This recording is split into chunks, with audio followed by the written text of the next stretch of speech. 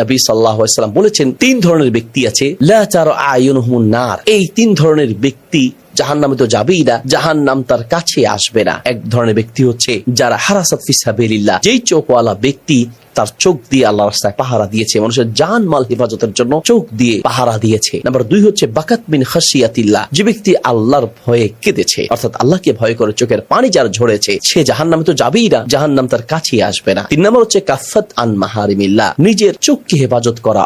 অশ্লীল কিছু আপনার সামনে চলে আসলেই সাথে সাথে চোখকে নামিয়ে ফেলবেন, সে অশ্লীল ভিডিও থেকে, অশ্লীল দৃশ্য থেকে আপনার চোখকে আপনি সরিয়ে ফেলবেন। মোবাইল চালাচ্ছেন, ফেসবুক, ইন্টারনেট, ইউটিউব ব্যবহার করছেন, তো সেক্ষেত্রে আপনার উদ্দেশ্য আপনি ভালো কিছু দেখবেন, ওয়াজ, ইসলামিক ভিডিও, তেলাওয়াত ইত্যাদি দেখবেন। কিন্তু কোনো কারণে আপনার সামনে যদি কোনো অশ্লীল দৃশ্য চলে আসে, সাথে সাথে সেটাকে স্ক্রল করে উপরে উঠিয়ে দিবেন বা নিচে নামিয়ে ফেলবেন, অর্থাৎ সেই দৃশ্যটাকে সরিয়ে ফেলবেন। যদি এমনটা করতে পারেন তাহলে আপনার জন্য এই ফজিলত রয়েছে।